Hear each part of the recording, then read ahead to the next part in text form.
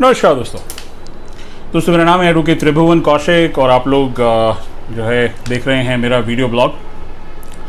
आज का जो मेरा वीडियो ब्लॉग है दोस्तों, इसमें बात करने जा रहा हूँ महाराष्ट्र का एक जजमेंट है जो कि रेप और पॉस्को के ऊपर है। और इस जजमेंट में जो अभियुक्त पर्सन है उसको जो है कोर्ट ने एक्विट किया। तो क्या कुछ रहा इस केस के जो लीगल पॉइंट्स हैं और वो किस तरीके से, अगर आप भी किसी इसी तरह के मुकदमे में अगर आप फंसे हुए हैं तो किस तरीके से वो आपकी मदद कर सकते हैं, इसके बारे में आज के इस वीडियो ब्लॉग में डिस्कशन करेंगे। अगर अभी तक आप लोगों ने मेरा यूट्यूब पे मेरा ये जो चैनल है वो सब्सक्राइब नहीं किया है तो कर लीजिएगा। मेरी सोशल मीडिया डिटेल्स भी हमेशा की तरह इस वीडियो के पूरे वीडियो के दौरान आपको नज़र आएंगी। आप मुझे सोशल मीडिया पे भी फॉलो कर सकते हैं। मेरे कॉन्टैक्ट नंबर पे बात करके आप मेरी टीम से अपॉइंटमेंट लेके अपना केस भी इन पर्सन मेरे साथ डिस्कशन कर सकते हैं। तो आइए आज का ये जो वीडियो ब्लॉग है इसको शुरू करते हैं। दोस्तों मुकदमा है state of Maharashtra versus Jacob Muthuswamy Naidu. ये जो मुकदमा है ये मुकदमा है मुंबई का और ये है MHB colony police station Mumbai का मुकदमा CR नंबर 190 2019। ये जो मुकदमा है दोस्तों, ये मुकदमा दर्ज हुआ और इस मुकदमे में जो चार्जेस लगाए गए थे वो लगाए गए थे अंडर सेक्शन 376(2)N IPC यानी कि 376। साथ में इसके साथ साथ लगाए गए थे section 5(1) read with section 6 of पॉक्सको act 2012। इस मुकदमे के जो कुछ पहलू रहे जो जिनके बारे में डिस्कशन करना बहुत ज़रूरी है। देखिए मुकदमे में हुआ ये कि ये जो कंप्लेनेंट थी, कंप्लेनेंट जो है एक प्लेयर थी और पुलिस का यानी कि प्रोसिक्यूशन का ये कहना था कि उनके इंस्टांस पर जब उन्होंने मुकदमा दर्ज कराया तो इसमें कार्यवाही की गई और कार्रवाई करने के बाद में अभियुक्त को जेल भेजा गया। लेकिन हुआ ऐसा कि कालांतर में यानी कि after a period of time what happen is ये जो प्रोसिक्यूट्रिक्स थी इन्होंने ये जो अक्यूज पर्सन इसके साथ शादी कर ली। उसके फैक्ट्स इस प्रकार हैं कि जब पुलिस के हिसाब से जब ये मुकदमा लिखाया गया था तो उस दौरान ये जो कंप्लेनेंट थी वो she was 24 weeks pregnant and eventually she delivered a baby and then she got married to this accused person also. Trial के दौरान जो है अगर आप देखें पुलिस ने जब इन्वेस्टिगेशन करने के बाद में चार्जशीट फाइल की तो जो ऑनरेबल जज हैं और ये जो जजमेंट है this is from the court of Shri HC Shinde special जज अंडर पॉक्सको एक्ट सेशंस जज बोरीवली डिवीज़न गोरेगांव मुंबई। तो ये जो है जो जज साहब हैं, जज साहब ने जो है कुछ इस पे बिंदु रखे जिसके बेसिस पे उन्होंने ट्रायल किया और ट्रायल के जो पॉइंट रखे गए थे वो ये थे कि पहला तो एक कि ये जो विक्टिम है does she a victim under POCSO act as well. दूसरा कि जब जो है इंफॉर्मेशन यानी कि फर्स्ट इंफॉर्मेशन दी गई थी क्या उस वक्त जो है ये जो कंप्लेनेंट यानी कि जो अक्यूज पर्सन के खिलाफ जिन्होंने मुकदमा किया प्रोसिक्यूटर्स जो थी क्या उनकी उम्र 17 ईयर्स और 8 मंथ्स थी। और साथ ही साथ जो अभियुक्त है क्या उसने 376(2)N IPC के तहत रिपीटेड पेनिट्रेटिव सेक्सुअल असॉल्ट इन जो कंप्लेनेंट हैं उनके साथ किया यानी कि प्रोसिक्यूटर के साथ किया। और साथ ही साथ ये भी था कि does the prosecution prove that on the above mention period time place etcetera की जो केस की जो इन्फॉर्मेशंस थी क्या प्रोसिक्यूशन उसको प्रूव कर पाया और इसका क्या आदेश होना चाहिए। तो ये सारी चीज़ें थी। इन चार चीज़ों के बेसिस पे जज साहब ने ये जजमेंट दिया। जज साहब ने during a course of a trial prosecution और डिफेंस को जो है काफ़ी विस्तार से सुना। अब हुआ ये कि इस मुकदमे में क्योंकि प्रोसिक्यूट्रिक्स ने इवेंचुअली शादी कर लिया था अक्यूज पर्सन के साथ में और इस मुकदमे में कंप्लेनेंट जो थी वो प्रोसिक्यूट्रिक्स की मदर थी।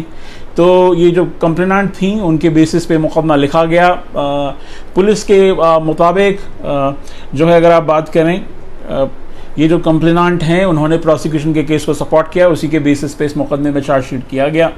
लेकिन ये देखा गया during a course of a trial, क्योंकि जो अक्यूज पर्सन था वो प्रोसिक्यूट्रिक्स का हस्बैंड हो गया बाद में, और कंप्लेनेंट का जो है सन इन लॉ हो गया, तो उन लोगों ने जो है प्रोसिक्यूशन के केस को सपोर्ट नहीं किया।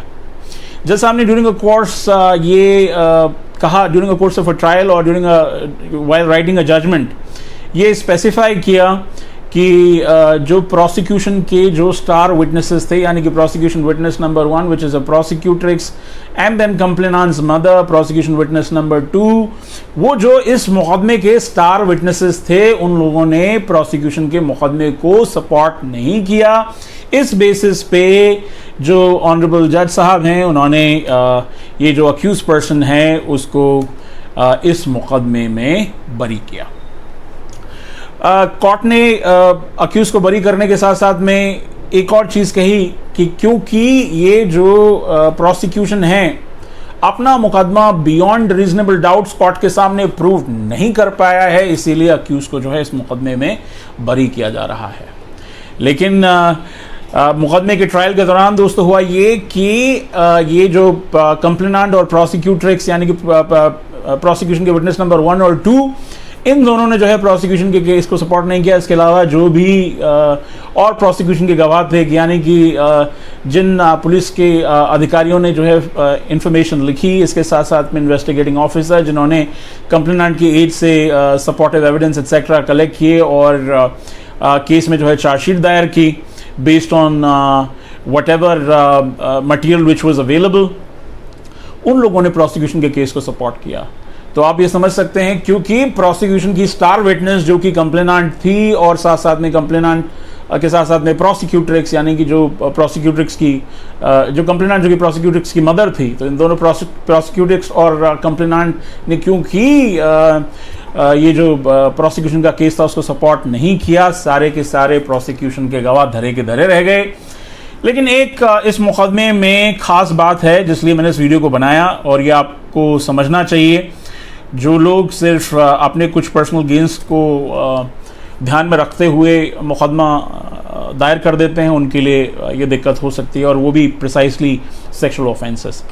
कोर्ट ने कहा कि the prosecution is directed to take legal action or legal steps against the witnesses who according to prosecution has not supported prosecution's case। अब अगर आपने प्रोसिक्यूशन के केस को सपोर्ट नहीं किया है तो, और अगर आपने पहले कुछ और गवाही दी, बाद में अपनी आपने गवाही बदल दी, तो ये जो प्रोसिक्यूशन डिपार्टमेंट है वो आपको प्रोसिक्यूट कर सकता है, आपके खिलाफ कानूनी कार्रवाई कर सकता है, और कानूनी कार्रवाई करनी चाहिए। तो ये जो है इस आदेश में जज साहब ने इंक्लूड किया।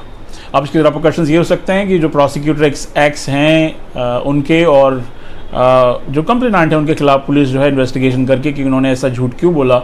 अगर उन्होंने झूठ बोला इस ट्रायल के दौरान, तो उनके खिलाफ जो है कानूनी कार्रवाई कर सकती है। लेकिन एक चीज़ है कि ये जो अक्यूज पर्सन है इसको कोर्ट ने जो है बरी कर दिया है, और कोर्ट ने बरी करते हुए कहा है कि